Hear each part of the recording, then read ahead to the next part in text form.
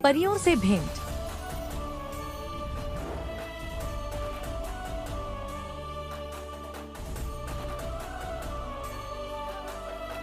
एक बार विजयनगर के राज दरबार में एक यात्री राजा कृष्णदेव राय से मिलने के लिए आया। पहरेदारों ने राजा को उसके आने की सूचना दी। राजा ने यात्री को उनसे मिलने की आज्ञा दे दी। यात्री बहुत ही लंबा व पतला था। उसका सारा शरीर नीला था। वह राजा के सामने सीधा खड़ा होकर बोला, महाराज, मैं नील देश का नीलकेतु हूँ और इस समय मैं विश्व भ्रमण पर निकला हुआ हूँ।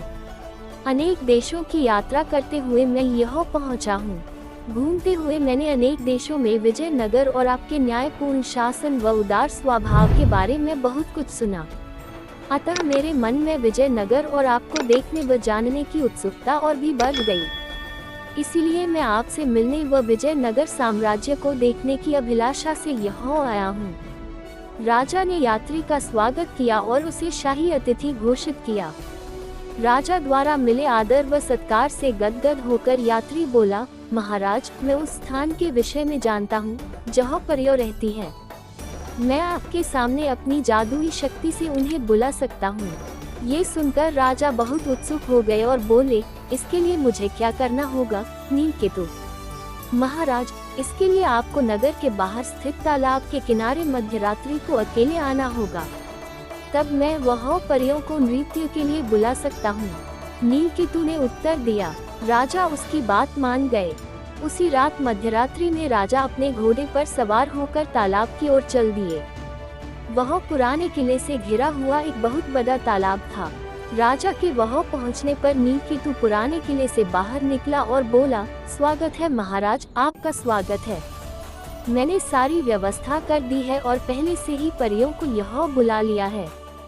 वे सभी किले के अंदर हैं और शीघ्र ही आपके लिए नृत्य करेगी। ये सुनकर राजा चकित हो गए। उन्होंने कहा था कि मेरी उपस्थिति में परियों को बुलाओगे। यदि महाराज की यही इच्छा है तो मैं फिर से कुछ परियों को बुला दूंगा। अब अंदर चला जाए। नीलकेतु बोला। राजा नीलकेतु के साथ जाने के लिए घोड़े से उतर गए। जैसे ही वह आगे बढ़े, उन्होंने ताली की आवाज सुनी। शीघ्र ही उन्हें विजयनगर की सेना ने नीलकेतु को भी पकड़कर बेड़ियों से बांध दिया। ये सब क्या है और यह हो क्या रहा है?